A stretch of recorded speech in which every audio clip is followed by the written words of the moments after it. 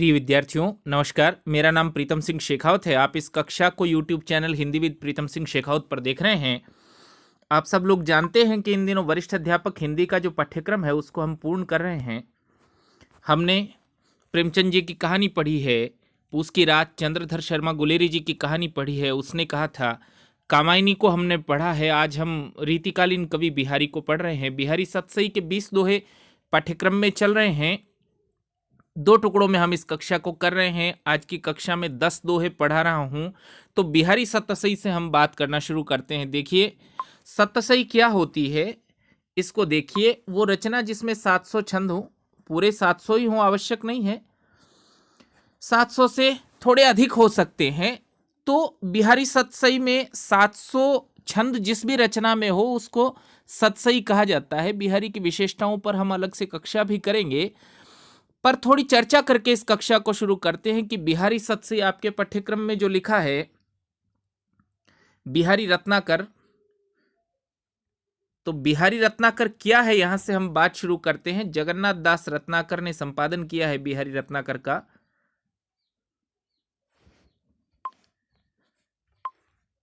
जगन्नाथ दास जी ने, रत्नाकर जी ने संपादन किया है, इसलिए उस पाठ को बिहारी रत्नाकर कहा जाता है। तो बिहारी सतसई का जो संपादन जगन्नाथ दास जी रत्नाकर ने किया है, उस बिहारी सतसई में दोहों की संख्या कितनी है, यहां से हम पहली बातचीत शुरू कर रहे हैं। तो दोहों की संख्या 713 है। सतसई हर उस रचना को कहते हैं जिसमें 700 छंद हो। 700 से अधिक छंद है, 713 उसमें दोहे हैं। और बिहारी पहली बात कि किस काल में मौजूद हैं, आप सब लोग जानते हैं कि रीतिकाल में मौजूद हैं। रीतिकाल की समय सीमा को साथ साथ दोहराते चलिए। विक्रमी संवत 1700 से 1900 विक्रमी। साहित्य इतिहास में हम और डिटेल में बात करेंगे।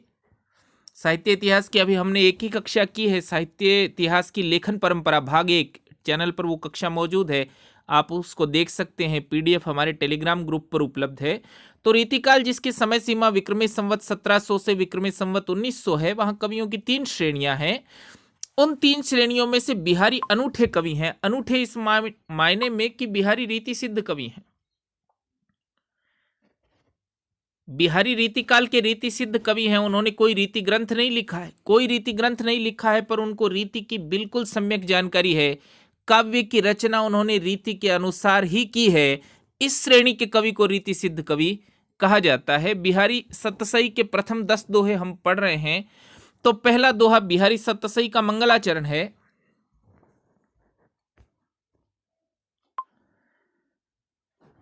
मंगलाचरण क्या होता है? मंगलाचरण, हम लोग कोई शुभ कार्य आरंभ करते हैं तो ईश्वर के नाम से, उसकी स्तुति से इसको आरंभ करते हैं। तो ये जो पहला दोहा बिहारी सतसई का है वो मंगलाचरण है। आपके पाठ्यक्रम का पहला दोहा भी बिहारी सतसई का पहला दोहा है।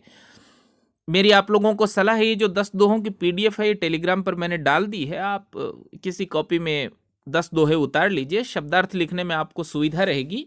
प्रिंट आउट लेना चाहें प्रिंट आउट ले लीजिए। कल फिर 10 दोहों की पीडीएफ डालूंगा, कक्षा करूंगा, इसको देखते रहिए। कि मेरी भव बाधा हरो राधा नागरी सोय। पहला दोहा मेरी भव बाधा हरो, शब्दार्थ साथ साथ लिखते चलिए, आपको बहुत सुविधा रहेगी। मेरी भव बाधा हरो, भव बाधा का अर्थ है सांसारिक बाधाएं।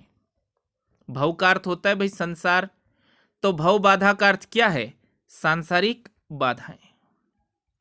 लिख लीजिए इस अर्थ को। मेरी भव बाधा हरो, मेरी सांसारिक बाधाओं का हरण करे। कौन? राधा नागरी। राधा को नगर की रहने वाली बताया है। नागरी का अर्थ है नगर की रहने वाली नायिका। इसको भी लिख लीजिए। और प्रसंगवश आप लोगों को बता दे रहा हूं कि बिहारी नागर संस्कृति के कवि कहे जाते हैं। नागर संस्कृति के कवि कहे जाते हैं, यानी आप साफ शब्दों में समझिए वो शहरी कवि कहे जाते हैं। उनकी कविता में नागर, नागरी इत्यादि शब्द बार बार आया है। गांव के लोगों को उन्होंने बहुत हेय दृष्टि से देखा है।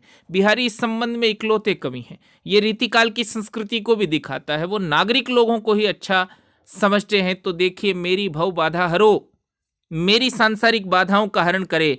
कौन? राधा नागरी। वो राधा नागरी सोई, सोई का अर्थ होता है वही। सोई का अर्थ है वही। अब इसको उलट कर अर्थ करिए। अर्थ करने की तकनीक आपको सिखा रहा हूं, विद्यार्थी उसको रटने पर लग जाते हैं, गुरुजी पढ़ा कर निकल जाते हैं, परीक्षा में वो अर्थ कर नहीं पाते। तो देखिए अर्थ कैसे करना है, इसको देखिए कि मेरी भव बाधा हरो राधा नागरी सोई, तो ये सोई ही सबसे पहले आएगा, यही कीवर्ड है। तो हम जब खड़ी बोली में इसका अर्थ करते हैं तो वही चतुर राधिका, राधा नागरी सोई, वहीं से अर्थ करिए, वही चतुर राधिका मेरी भव बाधा हरो, मेरी सांसारिक बाधाओं का हरण करे। वही चतुर राधिका मेरी सांसारिक बाधाओं का हरण करे। प्रसंगवश बता रहा हूं, इसको लिख भी लीजिए, हम अलग से कक्षा भी करेंगे बिहारी की विशेषताओं पर। बिहारी निम्बार्क संप्रदाय में दीक्षित थे। बिहारी किस संप्रदाय में दीक्षित थे, पूछा गया सवाल है, पूछा जा सकने वाला सवाल है। बिहारी निम्बार्क संप्रदाय में दीक्षित हैं। तो देखिए मेरी भव बाधा हरो राधा नागरी सोई, वही चतुर राधिका मेरी सांसारिक बाधाओं का हरण करे। कि जातन की छाई पड़े, जिसके शरीर की छाया पड़ने से, जातन की झाई पड़े यानी जिसकी छाया पड़ने से या जिसकी झलक दिखाई देने से, जातन की झाई पड़े उसकी छाया पड़ने से, उसकी झलक दिखाई पड़ने से, श्याम हरित दूती होए, श्याम हरित दूती होए के 3 अर्थ हैं। मेरी भव बाधा हरो राधा नागरी सोए, जातन की झाई पड़े जिसके शरीर की झलक पड़ने से, छाया पड़ने से, श्याम हरित दूती होए, 3 अर्थ निकलते हैं। लिख लीजिएगा तीनों अर्थ, क्रमशः बता रहा हूं। पहला अर्थ, कृष्ण प्रसन्न होते हैं, जिसके शरीर की छाया मात्र पड़ने से कृष्ण प्रसन्न होते हैं, ये पहला अर्थ है। देखिए पीएससी अभी तो स्कूल व्याख्याता की सीधी भर्ती होती है, जब मैं स्कूल व्याख्याता रिक्रूट हुआ तब भी सीधी भर्ती होती थी, उससे पहले इंटरव्यू भी साथ में होता था। तो मेरा एक दोस्त जो इंटरव्यू में गया, उसको बिहारी सप्तशती के इस दोहे का अर्थ इंटरव्यू बोर्ड ने पूछा था। तो इसके महत्व को आप समझिए कि मेरी भव बाधा हरो, मेरी सांसारिक बाधाओं का हरण करे, राधा नागरी सोई, वही चतुर राधिका मेरी सांसारिक बाधाओं का हरण करे। कि जातन की झाई पड़े जिसके शरीर की झलक पड़ने से, श्याम हरित दूती होय, पहला अर्थ है कृष्ण प्रसन्न होते हैं। आप लोगों ने लिख लिया हो तो दूसरा अर्थ लिख रहा हूं। दूसरा अर्थ क्या है, कृष्ण हरे भरे होते हैं, कृष्ण हरे भरे होते हैं। अब ये हरे भरे होते हैं, कृष्ण हरे होते हैं, इसका क्या मतलब है? इसका मतलब है राधा जी पीत वर्ण की हैं और कृष्ण श्याम रंग के हैं। पीला और काला ये जो रंग मिलते हैं तो हरा रंग बनता है। बिहारी का कलात्मक निवेश देखिए, कृष्ण हरे होते हैं, मेरी भव बाधा हरो राधा नागरी सोय, जातन की झाई परे, श्याम हरित दूती होय, जिसके शरीर की झलक पड़ने से, जिसके शरीर की छाया पड़ने से कृष्ण हरे होते हैं। पीले और काले रंग के मिलने से हरा रंग बनता है, ऐसा प्रसिद्ध है। ये दूसरा अर्थ है भाई, दूसरा अर्थ है। और तीसरा अर्थ लिख रहा हूं, श्याम हरित दूती होय का तीसरा अर्थ है पाप नष्ट होता है। देखिए 3 अर्थ निकल रहे हैं तो 4 अर्थ निकालेंगे और पूछेंगे कौन सा ठीक नहीं है। ये 3 ठीक होंगे। पाप नष्ट होता है, कृष्ण प्रसन्न होते हैं, कृष्ण हरे होते हैं, ऐसे 3 अर्थ इस दोहे के निकलते हैं। तो मेरी भव बाधा हरो राधा नागरी सोय, वही चतुर राधिका मेरी सांसारिक बाधाओं का हरण करे, जातन की झाई परे जिसके शरीर की झलक पड़ने से श्याम हरित दूती होय। पहला अर्थ कृष्ण प्रसन्न होते हैं, दूसरा अर्थ कृष्ण हरे होते हैं और तीसरा अर्थ पाप नष्ट होता है। और आप जानते हैं कि 3 अर्थ निकल रहे हैं शब्दों के, तो अलंकार क्या होगा? श्लेष अलंकार। जब हम अलंकार पढ़ते हैं श्लेष, तो उसके उदाहरण में भी आपको ये छंद में लिखाऊंगा। श्लेष का ये बहुत प्रसिद्ध उदाहरण है। दूसरा दोहा देखना शुरू करिए और देखिए पहला दोहा से दूसरे दोहे की विषय वस्तु कितनी अलग है, इसको समझिए। यही रीतिकाल की मूल विषय वस्तु है। पहला दोहा तो औपचारिकता है, मंगलाचरण है। आप नहीं समझिए कि बिहारी भक्त कवि हैं, वो पूरी तरह श्रृंगार के कवि हैं। बिहारी श्रृंगार के कवि हैं, बिहारी दरबारी कवि हैं। जयपुर के राजा जयसिंह जी के दरबार में रहते थे बिहारी, वही उन्होंने सतसई लिखी है। और जनश्रुतियों के हिसाब से बिहारी को हर एक दोहे पर आप सब लोग जानते हैं कि एक अशर्फी मिली है। तो 713 दोहे तो हमारे सामने ही हैं। 713 सोने के सिक्के तो राजा जय सिंह से उनको मिले ही हैं। देखिए कि अपने अंग के जान के जोबन नृपति प्रवीण, स्तन मन नैन नितंब को बड़ो इजाफा कीन। देखिए अपने अंग के जान के अर्थ लिख लीजिए, अपने पक्ष का समझकर, अपने अंग के जान के यानी अपने पक्ष का समझकर, अंग के यानी पक्ष का समझकर, अपने अंग के जान के जोबन नृपति, जोबन नृपति लिख लीजिए यौवन रूपी राजा,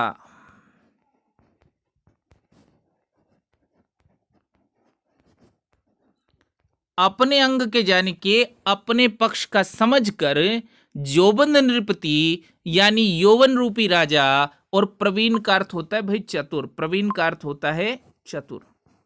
अब अर्थ को समझिए, यौवन रूपी चतुर राजा ने अपने पक्ष का समझकर नायिका के, किसके विषय में लिखा है? नायिका के विषय में। ऐसे अर्थ पूरा होता है, यौवन रूपी राजा ने, वो बहुत चतुर है यौवन रूपी राजा, इन इन अंगों को अपने पक्ष का समझा है। किनको? स्तन मन नैन नितंब को बड़ो इजाफा कीन। इजाफा का अर्थ होता है बढ़ोतरी या वृद्धि। तो यौवन रूपी राजा ने अपने पक्ष का समझकर नायिका के स्तन मन नैन और नितंब को बहुत बढ़ाया है। अब एक बात समझिए, साहित्य की अवधारणाओं को साथ साथ समझते चलिए, यही आवश्यक है। चयनित होने के लिए अवधारणाओं को जानना आवश्यक है। देखिए बिहारी की भाषा क्या है? पूरे रीतिकाल के 200 साल में जहां कहीं भी हिंदी कविता है, कविता की भाषा ब्रज है। लेकिन क्या बिहारी की ब्रज भाषा शुद्ध ब्रज भाषा है? अगर यह कथन आपको पूछा जाए तो गलत कथन होगा। बिहारी की भाषा ब्रज भाषा है, ठीक बात, लेकिन बिहारी की भाषा शुद्ध ब्रज भाषा नहीं है, बल्कि रीतिकाल के किसी भी कवि की भाषा शुद्ध ब्रज भाषा नहीं है। घनानंद को छोड़कर, घनानंद को छोड़कर शेष की भाषा में दूसरी भाषाओं के शब्द हैं। तो देखिए इजाफा विदेशी शब्द है, ब्रज भाषा का शब्द नहीं है। इस शब्द से ही आप इस अवधारणा को पकड़िए कि बिहारी की ब्रज भाषा शुद्ध ब्रज भाषा नहीं है। और दोहे का अर्थ रिपीट करके शुरू करते हैं कि अपने अंग के जान के जोबन नृपति प्रवीण यौवन रूपी राजा ने अपने पक्ष का समझकर स्तन में नैन नितंब को, नायिका के स्तन को, मन को, नैन को और नितंब को बड़ो इजाफा कीन। जैसे जैसे युवावस्था आती गई है, स्तन मन नैन और नितंब बढ़ते चले गए हैं, ऐसा बिहारी ने कहा है। और अगला देखिए, बिहारी आपको बता दिया है श्रृंगार के कवि और रीतिकाल के जो कवि हैं उनकी श्रृंगार के किस पक्ष में रुचि अधिक रमी है? संयोग श्रृंगार में। संयोग श्रृंगार में ही उनकी रुचि अधिक है। वियोग श्रृंगार जब वो करते हैं तो अतिशय अतिशय बढ़ा चढ़ाकर किया गया वर्णन, सच्चा वियोग आपको दिखाई नहीं पड़ेगा रीति मुक्त कवियों को छोड़कर। तो देखिए अर्ते टरत, अर का अर्थ है अड़े हुए हैं। अर्ते टरत्न, अर्ते टरत्न का अर्थ है अड़े हुए हैं, टलते नहीं हैं। अर का अर्थ है अड़े हुए हैं। अब देखिए ब्रज भाषा जो है उसमें ड़ होता ही नहीं है, उसमें खाली रे ही होता है। तो अड़ तो वो लिख ही नहीं सकते, वो लिखेंगे ही अर, बोलेंगे ही अर। अड़ तो कुछ होता ही नहीं है, ये तो खड़ी बोली में होता है। हम खड़ी बोली में ट्रांसलेट कर रहे हैं, इसलिए आपको बता रहा हूं कि अड़े हुए हैं। अर्ते टरत्न, वो अड़े हुए हैं, टलते नहीं हैं। बरपरे, बरपरे का अर्थ है उमंग से भरे हुए। देखिए बरपरे का प्रारंभिक रूप से अर्थ आपको दिखाई देगा बलशाली हैं, पर रत्नाकर जी ने क्या अर्थ किया है? जगन्नाथ दास जी रत्नाकर ने पाठ संपादन भी किया है, अर्थ भी किया है। अर्ते टरत्न बरपरे, वो अड़े हुए हैं। बरपरे, बरपरे का अर्थ उन्होंने किया है उमंग से भरे, हम भी वही अर्थ मानेंगे। उमंग से भरे। प्रथम दृष्टया इसका अर्थ आपको दिखाई पड़ेगा बल से भरे हुए, नहीं, ठीक नहीं है। रत्नाकर जी ने अर्थ लगाया उमंग से भरे हुए। अरते टरत न बर परे, वो अड़े हुए हैं, टलते नहीं हैं। कौन, ये तो बाद में पता चलेगा। अरते टरत न बर परे, और दई, दई यानी दिया है। मरक का अर्थ है बढ़ावा, मरक का अर्थ है बढ़ावा, लिख लीजिएगा अर्थ। अरते टरत न बर परे, वो अड़े हुए हैं, टलते नहीं है। दई का अर्थ है दिया है, मरक का अर्थ है बढ़ावा। मनुमैन, ये देखिए थोड़ा मिसप्रिंट हो गया, मनुनैन नहीं है भाई, ये मनुमैन है, नैन नहीं है, इसको ठीक करिएगा, मनुमैन है। मैन का अर्थ आप लोग जानते हैं कामदेव, मैन का अर्थ होता है कामदेव। अरते टरत न बर परे, वो अड़े हुए हैं, टलते नहीं हैं, उमंग से भरे हुए हैं। और दई मरक मनुमैन, मानो कामदेव ने उसको बढ़ाया दिया है। मनु का अर्थ है मानो, मनु का अर्थ है मानो। तो पूरा अर्थ देखिए, वो अड़े हुए हैं, टलते नहीं है। और दई मरक मनुमैन, मानो कामदेव ने भी उनको बढ़ावा दिया है। किसको बढ़ावा दिया है, देखिए कि होड़ा होड़ी बढ़ चले। होड़ा होड़ी यानी प्रतियोगिता करते हुए, होड़ा होड़ी यानी प्रतियोगिता, होड़ा होड़ी बढ़ चले, वो परस्पर प्रतियोगिता करते हुए बढ़ रहे हैं, आपस में अड़े हुए हैं, टलते नहीं हैं, उत्साह से भरे हुए हैं। कामदेव भी उनको बढ़ावा दे रहा है, वो परस्पर प्रतियोगिता कर रहे। कौन कौन चीजें हैं ये लिख लीजिए। चित्त, चतुराई, नयन, नायिका का मन, उसकी चतुराई और उसके नेत्र। अब यहां से अर्थ करिए, नायिका की चित्त, उसकी चतुराई, उसके नेत्र अड़े हुए हैं, उमंग से भरे हुए हैं, परस्पर संघर्ष करके बढ़ रहे हैं। और उनको कामदेव ने भी बढ़ावा ही दिया है, कामदेव ने उनमें वृद्धि की है, इसलिए वो बढ़ रहे हैं। तो ये तीसरे दोहे का अर्थ है। साथ साथ अर्थ लिखते चलिए, कोई बाधा हो, शब्दार्थ समझ में नहीं आए तो कमेंट करके पूछिए। ये दोहे जो लिखे हैं टाइप किए हैं, इसलिए आपके पास पहुंचे हैं। इन पर आप टिप्पणियां नोट करिए। जैसे छोटी सी बात कि बिहारी निम्बार्क संप्रदाय में दीक्षित हैं, या बिहारी सतसई में दोहों की संख्या 713 है, या बिहारी सतसई का संपादन जगन्नाथ दास रत्नाकर ने किया है, इसलिए हम इस पाठ को बिहारी रत्नाकर कहते हैं। और अगला दोहा देखिए,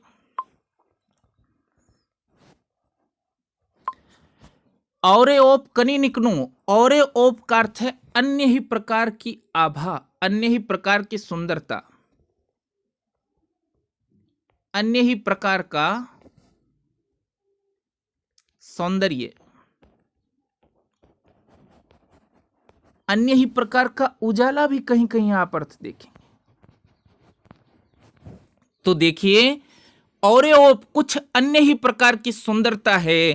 कनी निकनू, कनी निकनू यह शब्द देखने जैसा है, मुझसे बहुत जुड़ा हुआ शब्द है भाई।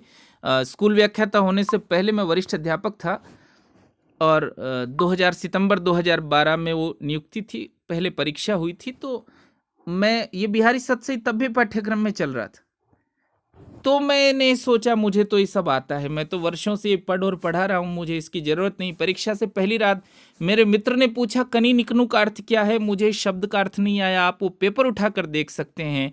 उन्होंने शब्द का अर्थ पूछा था, उन्होंने शब्द का अर्थ पूछा था, जो परीक्षा की पहली रात मेरे मित्र ने मुझे बताया। चंद्र प्रकाश जी नाम है, उनको बहुत धन्यवाद, वो भी अध्यापक है, उन्होंने ही ये टाइप किया है। और ओप कनी निकनू, कुछ अन्य ही प्रकार की सुंदरता है। कनी निकनू, आंखों की पुतलियों में,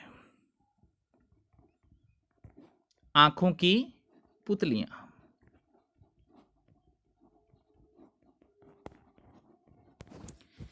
और ओप कनी निकनू, कुछ अन्य ही प्रकार की सुंदरता है। कनी निकनू, कनी निकनू का अर्थ है आंखों की पुतलियों में।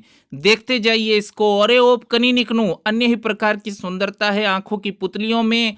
और गनी, गनी का अर्थ है गिनी जाती है।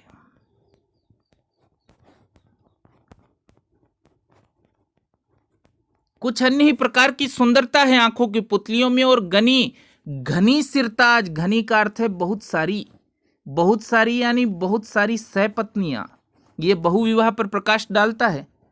बहुत सारी सहपत्नी,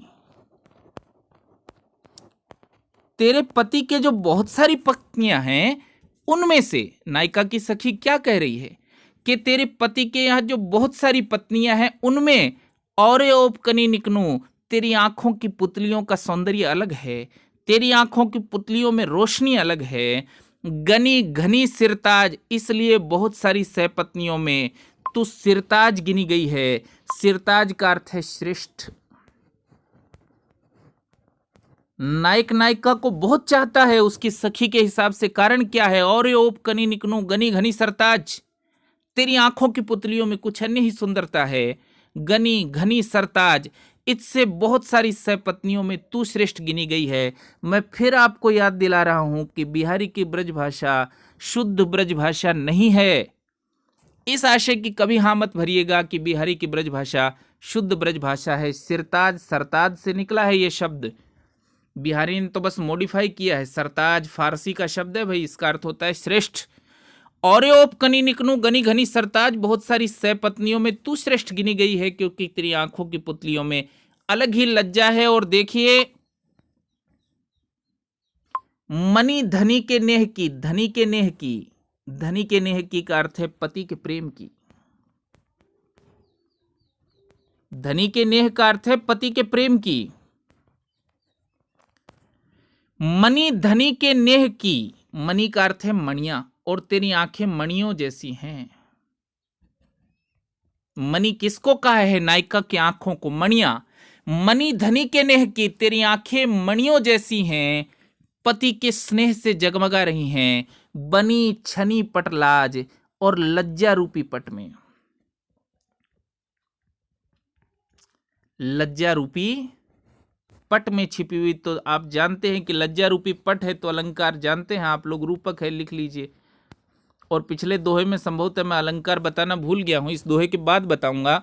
मनी धनी के नेह की बनी छनी पटलाज, मानो तू अपने पति के प्रेम में, पति का प्रेम इतना है नायिका पर, बनी छनी पटलाज, तेरी आंखें लज्जा रूपी पट में छिपी हुई पति के स्नेह की मणियां बन गई। मैं दोबारा बोल रहा हूं, लिख लीजिए। तेरी आंखें लज्जा रूपी पट में छिपी हुई पति के स्नेह की मणियां बन गई हैं, ऐसा बिहारी ने लिखा है। और रूपक अलंकार है पटलाज में, आप लोग जानते हैं। और देखिए, इस दोहे में मैं संभवतः अलंकार बताना भूल गया हूं। अर्ते टरत्न बर परे दई मरक मनु मैन, तो मनु जहां आया है वहां अलंकार होगा उत्प्रेक्षा। मानो मनहू जानो जनहू मनु जनु, ऐसे शब्द आ जाए तो सीधा अलंकार हमको करना है उत्प्रेक्षा। जब हम अलंकार पढ़ेंगे तो डिटेल बात करेंगे, पर आप साथ साथ लिखते चलिए इनको। तो देखिए, इस दोहे का अर्थ आशा करता हूं आप समझ गए हैं। और अगला देखिए, बिहारी के बारे में एक सूचना और लिख लीजिए, आप लोग याद रख लीजिए। बिहारी को रीतिकाल का बहुज्ञ कवि कहा जाता है। और क्यों कहा जाता है इसको समझिए, रटने से काम नहीं चलने वाला है, परीक्षाओं का स्तर दिन पर दिन बढ़ रहा है। बहुज्ञ क्यों कहा जाता है? क्योंकि उनकी कविता में बहुत सारी जानकारी है। किस किस चीज की? कहीं आप देखेंगे दोहे में ज्योतिष का समावेश है, कहीं आप देखेंगे दोहे में राजनीति का समावेश है, कहीं आप देखेंगे दोहे में आयुर्वेद का समावेश है। भिन्न भिन्न विषयों का समावेश उनके दोहों में है, इसलिए उनको रीतिकाल का बहुज्ञ कवि कहा जाता है। तो देखिए, हमने आज ही जो दोहा पढ़ा है उससे इस कथन को जोड़िए। इसको देखिए आप लोग, ये जो दूसरा दोहा हमने पढ़ा है, राजा जब कोई राज्य जीतता था तो अपने पक्ष के लोगों को बढ़ाता था। अपने अंग के जानी के अपने पक्ष के लोगों को बढ़ाता है। स्तन मन नयन नितंब को बड़ो इजाफा कीन, तो नायिका भेद तो दिख ही रहा है, नायिका के शरीर का वर्णन तो दिख ही रहा है, साथ साथ इस दोहे में राजनीति भी दिख रही है। साथ साथ राजनीति दिख रही है। राजनीति मुख्य प्रयोजन नहीं है। सौंदर्य वर्णन, शारीरिक सौंदर्य का वर्णन, रीतिकाल के कवि बहुत रमे हैं शारीरिक सौंदर्य के वर्णन में, आत्मिक सौंदर्य का वर्णन नहीं कर सके हैं रीति मुक्त कवियों को छोड़कर। तो देखिए, इस दोहे को देखना शुरू करिए। ये जो दोहा है, रीतिकाल के बहुज्ञ कवि कहे जाते हैं बिहारी। और ये जो दोहा है किससे संबंधित है? ज्योतिष ज्ञान से संबंधित है। बिहारी के ज्योतिष ज्ञान से संबंधित है। सनी कज्जल, तो कौन कह रहा है? नायिका की सखी। लिख लीजिए ये भी, कौन कह रहा है? नायिका की सखी। किसको कह रही है? नायक को कह रही है। नायिका की सखी नायक को कह रही है क्या कि शनि कज्जल उस नायिका की आंखों में लगा हुआ काजल शनि है। शनि कज्जल उसकी आंखों में लगा हुआ काजल एक ग्रह है शनि। शनि का रंग तो काला होता है। तो देखिए, शनि कज्जल आंखों में लगा हुआ काजल जो है वो शनि है। और चख झख लखन, और चख का अर्थ है चक्षु, जिसको आप कहते हैं नेत्र। चख का अर्थ है चक्षु। शनि कज्जल आंखें काजल लगी हुई हैं तो उनमें शनि है। चख झख लगन, झख का अर्थ होता है मीन यानी मछली। आपने कहावत सुनी होगी, वहां क्या झक मार रहे थे, इसका मतलब होता है मीन या मछली। तो शनि कज्जल चख झक लगन, लगन का अर्थ तो आप लोग जानते हैं मुहूर्त समय की एक घड़ी। तो नायिका की आंखें मीन लग्न की हैं। शनि कज्जल चख झक लखन, उसकी आंखों में लगा हुआ काजल क्या है, शनि ग्रह। और चख झख लखन, और उसकी आंखें मीन लग्न की है। अब ये बिहारी के ज्योतिष ज्ञान का प्रमाण है कि मीन लग्न में आता है जब शनि ग्रह है। इसको समझिएगा, मीन लग्न में आ जाता है जब शनि ग्रह तो राजयोग बनता है। ज्योतिष के हिसाब से मीन लग्न में आ जाए किसी को शनि ग्रह है तो राजयोग उसको बनता है। इसका प्रयोग बिहारी ने इस दोहे में किया है। तो बिहारी रीतिकाल के बहुज्ञ कवि हैं। देखिए, शनि कज्जल आंखों में जो लगा हुआ काजल है वो शनि है। चख झख लखन, चख झख लखन का अर्थ है उसकी जो आंखें हैं वो मीन लग्न की है। उपजो सुदिन स्नेहु, सुदिन का अर्थ है अच्छे दिन। उपजो सुदिन स्नेहु, स्नेहु का अर्थ है स्नेह। ऐसे अच्छे दिन में स्नेह उत्पन्न हुआ है। कैसा अच्छा दिन, जब उसकी आंखों में काजल लगा हुआ है जो शनि है। उसकी आंखें मीन लग्न की है। और क्यों न नृपति वे भोगवे, वह का अर्थ है होकर, भोगवे का अर्थ है होकर, और वह का अर्थ होता है होकर, और भोगवे का अर्थ है भोगो। नायिका की सखी नायक को क्या कह रही है कि शनि कज्जल उसकी आंखों में लगा हुआ काजल शनि है। चख झख लखन उसकी आंखें मीन लग्न की हैं। उपजो सुदिन स्नेह है, ऐसे अच्छे समय में स्नेह उत्पन्न हुआ है। और क्यों न नृपति वह भोगवे, क्यों न तुम राजा होकर भोगो। लही का अर्थ है प्राप्त करके, लही का अर्थ है प्राप्त करके। लही सुदेशु सब देह, सुदेशु सब देह का अर्थ है उसके शरीर रूपी देश को प्राप्त करके।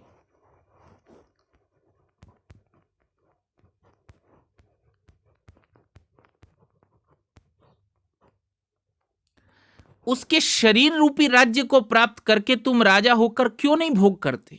देखिए, नायिका की सखी नायक को क्या कह रही कि शनि कज्जल चख झख लखन, आंखों में लगा हुआ है नायिका के काजल, वो शनि ग्रह है। चख झख लखन उसकी आंखें मीन लग्न की हैं। और उपजो सुदिन स्नेह, अच्छे समय में स्नेह उत्पन्न हुआ है। क्यों न नृपति वह भोगवे, तुम राजा होकर क्यों नहीं भोगते। लही सुदेश सब देह है, उसके शरीर रूपी देश को प्राप्त करके राजा होकर क्यों नहीं भोग करते। तो अगर कथन पूछा जाए कि रीतिकाल के कवियों की दृष्टि केवल शरीर तक ही रही है तो ठीक कथन होगा। वो केवल शारीरिक सौंदर्य का वर्णन करते रहे हैं तो ठीक कथन होगा। अगर ये कहा जाए कि उन्होंने भीतर के सौंदर्य का वर्णन किया है तो गलत कथन होगा।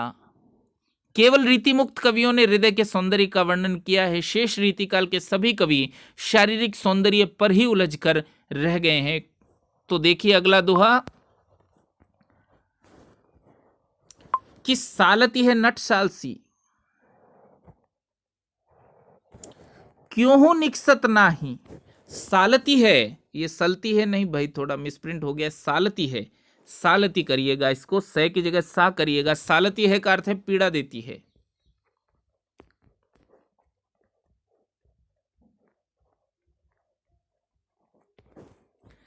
सालती है नट सालसी, नट साल क्या होता है भाई, भाले की नोक या कांटा, तीखी चीज समझिए आप उसको। सालती है नट सालसी, भाले के नोक जैसी पीड़ा देती है। अगर कांटा टूटकर हमारे भीतर रह जाए, कांटे का एक टुकड़ा हमारे भीतर रह जाए तो बहुत पीड़ा देता है। भाला टूटकर भीतर रह जाए तो ज्यादा पीड़ा देता है। सालती है नट सालसी, देखिए भाले के नोक जैसी चुभती है और क्यों हूं निकसत नाही, कैसे भी निकलती नहीं है। क्यों हूं किसी भी प्रकार, निकसती नाही, निकलती नहीं है।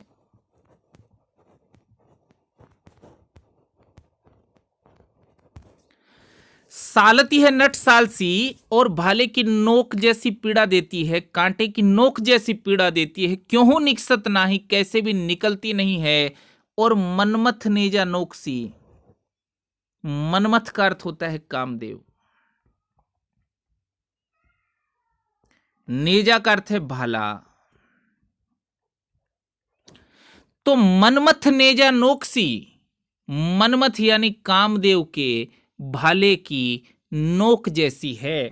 तो देखिए मनमथ नेजा नोकसी। अब इस ये जो पंक्ति है इसमें हम लोग अलंकार देखते हैं। पहले ही देखिए, सालती है नट सालसी, तो कौन सा अलंकार होगा भाई। आप लोगों को बहुत सारी कक्षाओं में मैंने बता दिया है कि सालती है नट सालसी, जब एक चीज को दूसरी चीज के समान बताया जाए, एक चीज को दूसरी चीज के समान बताया जाए तो अलंकार क्या होता है, उपमा।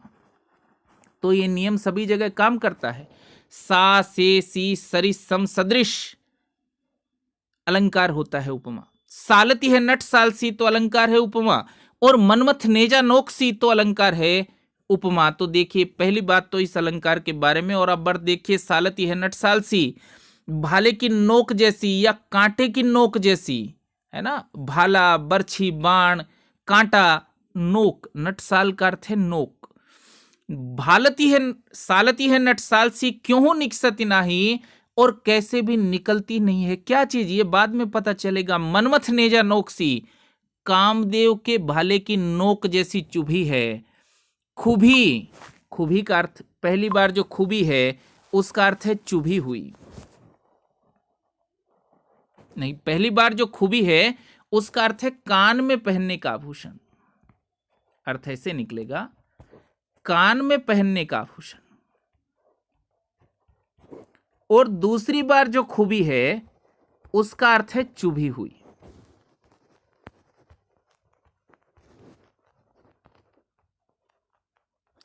खुबी कान में पहनने का आभूषण, दूसरी बार जो खुबी है इसका अर्थ है चुभी हुई। और आप सब लोग अलंकार से थोड़े भी परिचित है तो जानते हैं कि एक ही शब्द दो बार आए, दोनों बार उसका अर्थ अलग अलग निकले तो शब्द होता है, अलंकार होता है यमक। यमक इस शब्द का मतलब ही होता है भाई दो। ठीक है। तो सालती है नट सालसी, वो कांटे की नोक जैसी चुभी पीड़ा देती है। और क्यों हूं निकसती नाही, कैसे भी निकलती नहीं है। मनमथ नेजा नोकसी, कामदेव के भाले की नोक सी, खुबी यानी कान में पहनने का आभूषण। नायिका ने कान में जो आभूषण पहन रखा है वो खूबी जी माई नायक के हृदय में ऐसे चुभ गया है। कैसे, मनमथ नेजा नोक सी, जैसे कामदेव के भाले की नोक चुभ जाती है। नायिका ने कान में देखिए आभूषण पहन रखा है और वो नायक के हृदय में चुभ गया है। कैसे चुभ गया है, जैसे कामदेव के भाले की नोक चुभ जाती है और टूटे हुए कांटे जैसी वो खूबी की याद उसको पीड़ा दे रही है। क्यों हो निकसत नाही, कैसे भी करके वो निकलती नहीं है। ये इस दोहे का अर्थ है। तो अलंकार यमक के लिए पूछा जाने जैसा है। उपमा तो खैर पूछी ही जा सकती है। और अगला दोहा देखिए, अलंकार युवती जौन हमें मिल गई। युवती का अर्थ होता है भाई युवती। ब्रज भाषा में यह भी नहीं होता भैया, जय ही होता है। यशोदा हमारे यहाँ खड़ी बोली में होता है, ब्रज में तो जसोदा ही होता है। युवती जौन में मिल गई, युवती चांदनी में मिल गई। जौन का अर्थ लिख लीजिए भाई, लिखने जैसा है।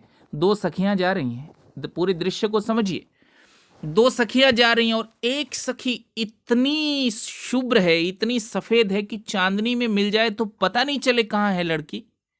अब ये जो स्थिति है, कोई कितना भी सफेद क्यों ना हो, चांदनी में घुल नहीं सकता। ये जो स्थिति है, बढ़ा चढ़ा कर किया गया वर्णन, जब वो हास्यास्पद हो जाए तो अलंकार होता है अत्युक्ति।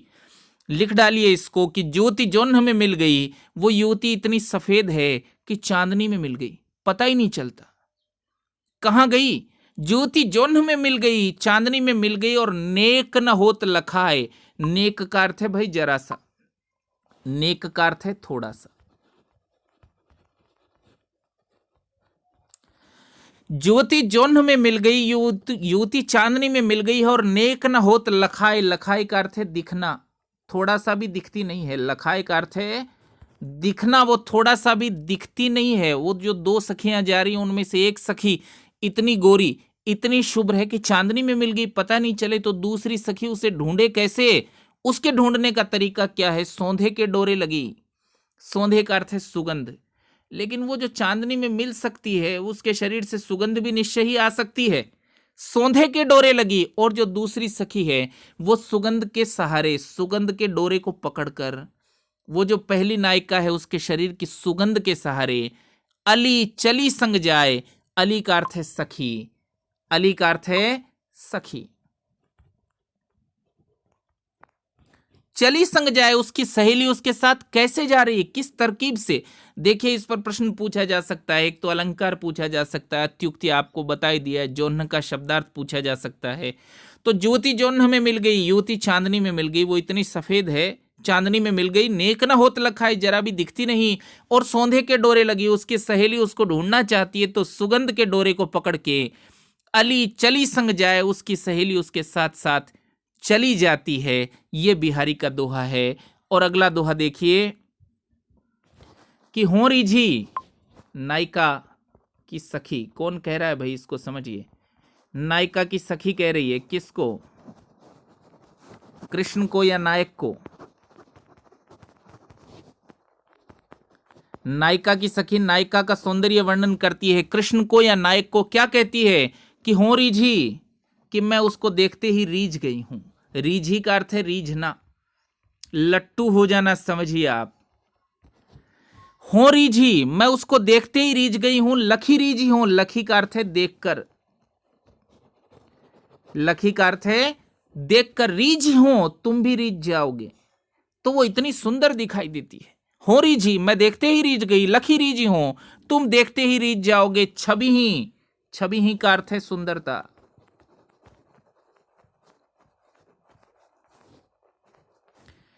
हो रीझी लखी रीझी हो, मैं देखते ही रीझ गई, तुम रीझ जाओगे। छवि ही, किसको देखते ही? नायिका की सुंदरता को। छवि ही छबीले लाल, छबीले लाल नायक के लिए है या कृष्ण के लिए है? तो हे कृष्ण, मैं उसको देखते ही रीझ गई, वो इतनी सुंदर है। लखी रीझी हो, तुम भी उसको देखते ही रीझ जाओगे। और एक पंक्ति में सौंदर्य वर्णन देखिए, कल्पना की समाहार शक्ति और भाषा की समास शक्ति बिहारी की अन्यतम विशेषता है। उन्होंने गागर में सागर भर दिया। कैसे भर दिया है देखिए, गागर में सागर कि सोन जूही सी होती दूती। सोन जूही एक फूल होता है पीले रंग का, तो सोन जूही जैसी चमक होती है। चमक का अर्थ है, दूती का अर्थ है चमक, लिख लेना भैया। सोन दूती सी होती, सोन जूही सी होती दूती, क्योंकि सोन जूही जैसी चमक होती है। कब? मिलत मालती माल, जब वो मालती के पुष्पों की माला पहनती है। और मालती का पुष्प होता है भैया सफेद, इसको समझ लेना। मालती का फूल होता है सफेद। तो देखिए उसके सौंदर्य वर्णन को कैसे दिखाया, उसका रंग कितना पीला है, कितना सुनहरा है उसका रंग। कि हो रीझी, मैं देखते ही रीझ गई हूं। लखी रीझी हूं, तुम भी देखते ही रीझ जाओगे। छवि ही छबीले लाल, उसके सौंदर्य को तुम देखते ही रीझ जाओगे। क्योंकि मिलत मालती माल, वो मालती के फूलों की माला भी पहन ले तो सोन जूही सी होती दूती, तो मालती के फूल भी पीले दिखने लगते हैं। कैसे दिखेंगे पीले? नायिका है पीत वर्ण की, वो उसकी आभा पड़ती है फूलों पर, तो फूल हो जाते हैं पीले रंग के। देखिए, समझ रहे हैं आप लोग? मिलत मालती माल, वो सफेद रंग के मालती के फूलों की माला पहने तो सोन जूही सी होती दूती, तो दिखाई पड़ते हैं कैसे? सोन जूही जैसे दिखाई पड़ते हैं वो फूल। और देखिए नेत्रों के बारे में है अगला दोहा, यहां से अर्थ पकड़िए। छवि छाके नैन, नैन का अर्थ है नेत्र। तो बहके, मेरे नेत्र बहके हुए हैं। सब जिय की कहत, जिय की कहत का अर्थ है हृदय का हाल बताना, हृदय की बात बताना। बहके, मेरे नेत्र इतने बहके हैं कि हृदय की सारी बात बता देते हैं। बहके सब जिय की कहत, हृदय की सारी बात बता देते हैं। ठोर कुठोर लखे न, ठोर का अर्थ होता है स्थान, कुठोर का अर्थ होता है अनुचित स्थान। तो ठोर कुठोर स्थान की परवाह भी नहीं करते, स्थान भी नहीं देखते, ऐसा लिख लेना। लखे यानी होता है देखना। तो देखिए, बहके सब जिए की कहत मेरे नेत्र बहके हुए हैं, ठोर कुठोर लखे न, वो हृदय की सारी बात कह देते, स्थान भी नहीं देखते, कहाँ प्रिय को देखना है कहाँ नहीं देखना है, ऐसी कोई परवाह मेरे नेत्र नहीं करते कि छिन ओरे एक क्षण में और हैं। छिन ओरे यानी क्षण में और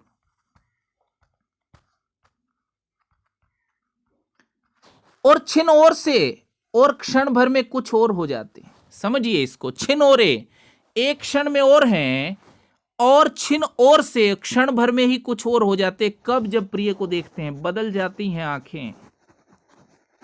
बहके सब जिए की कहत मेरे नेत्र बहके हुए हैं, जिए की कहत हृदय की सारी बात बता देते हैं, और ठोर कुठोर लखे न, स्थान की भी परवाह नहीं करते। छिन ओरे क्षण भर में कुछ और हैं, छिन ओर से क्षण भर में कुछ और हैं। ए छवि छाके नैन, ए छवि छाके नैन, तो नैन का अर्थ तो आप लोग जानते हैं भैया, नेत्र होते हैं। छवि छाके का अर्थ क्या है? ये देखने जैसा। एक तो अलंकार अनुप्रास है, 6 और 6 आ रहा है, सहजा अलंकार है, हर कहीं आ जाता है अनुप्रास, तो लिख डालिए अनुप्रास। छवि छाके सौंदर्य पीकर मस्त हुए, ऐसा अर्थ लिख लिया। सौंदर्य पीकर मस्त हुए।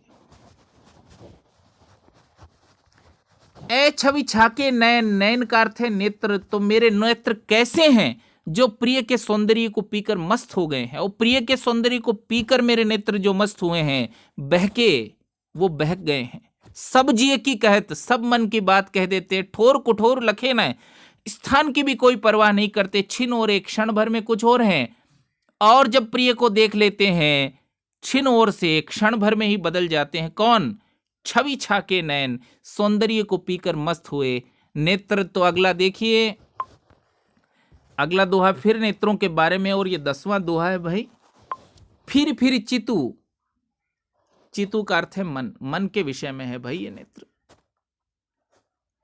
फिर यानी बार बार। देखिए फिर शब्द 2 बार आया है, दोनों बार वही अर्थ है। फिर का अर्थ है पुनः, पुनः। फिर का अर्थ है पुनः। अब एक ही अर्थ में आ गया, अलग अलग अर्थ में आता तो यमक होता, एक ही अर्थ में आ गया तो अलंकार होता है भाई। पुनरुक्ति प्रकाश लिख लेना, पाठ्यक्रम में अगर चल रहा होगा ये पुनरुक्ति प्रकाश तो इसको हम डिटेल पढ़ेंगे भी, पर एक बार कविताओं के साथ आप अलंकार लिखते जाइए कि फिर चितु, बार बार मेरा मन, उत ही रहतु, उत ही रहत का अर्थ है वहीं रहता है, मेरा मन वहीं रहता है, वहीं लगता है।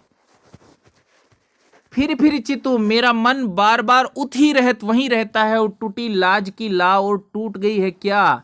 लाज की लाव। लाव का अर्थ तो हम कुएं में से निकालते हैं ना भाई, कुएं में से मशीन इत्यादि निकालते हैं, पुराने जमाने में पानी निकालते थे। लाव का अर्थ होता है रस्सी, लिख लेना। फिर चितु उत ही रहत, बार बार मेरा मन वहीं रहता है, उत ही रहत वहीं रहता है। टूटी लाज की लाव, और लाज की रस्सी टूट गई है। और अंग अंग, फिर पुनरुक्ति है, मेरे शरीर का हर अंग छवि झोर में। छवि का अर्थ है सौंदर्य के, छवि का अर्थ तो लिख लीजिए आप, छवि का अर्थ है सौंदर्य। देखिए रीतिकाल के कवि हैं बिहारी, ब्रज भाषा में लिखते हैं, और ब्रज की विशेषताएं हम तो वरिष्ठ अध्यापक के पाठ्यक्रम में भाषाएं भी पढ़ेंगे। जब भाषाएं पढ़ेंगे तो भाषा की विशेषताओं को भी जानना है हमको, कि ब्रज भाषा में वह भी नहीं होता भैया, वह ही होता है। तो छवि उनके यहाँ कुछ नहीं होता, उनके यहाँ होता है छवि। तो अंग अंग छवि झोर में, मेरा प्रत्येक अंग छवि के झोंके में, छवि के झोंके में बहुत सारा सौंदर्य जहां है, झोंका कहिए, समूह कहिए, इतने सारे सौंदर्य में भयों भोर की नाव। भोर का अर्थ होता है भंवर, नाव कभी कभी भंवर में फंस जाती है ना, पानी गोल गोल घूमता है, समझ रहे हैं। भयो भोर की नाव, तो फिर चितूत ही रहत, बार बार मेरा मन वहीं रहता है। टूटी लाज की लाव, लज्जा की रस्सी टूट गई है, और अंग अंग छवि झोर में, और मेरा प्रत्येक अंग छवि के झोंके में। उसका सौंदर्य ऐसा है, उसके प्रभाव में। भयो भंवर की नाव, भंवर में फंसी हुई नाव जैसा हो गया मेरा अंग अंग, क्योंकि भंवर में से नाव निकलती है ना भैया, तो घूमकर वापस उसी में चली जाती है। देखिए किस कलाकारी से दोहा उन्होंने लिखा है कि फिर चित उती ही रहत, बार बार मेरा मन वहीं रहता है, टूटी लाज की लाव, लाज की रस्सी टूट गई है, और अंग अंग छवि झोर में उसके सौंदर्य के प्रभाव में मेरा प्रत्येक अंग भयों भौर की नाव ऐसे हो गया है जैसे भंवर में फंसी हुई नाव हो जाती है। तो आज यही 10 दोहे पढ़ेंगे मित्रों। आप सभी लोगों को बहुत बहुत धन्यवाद। कक्षाओं को देखते रहिए।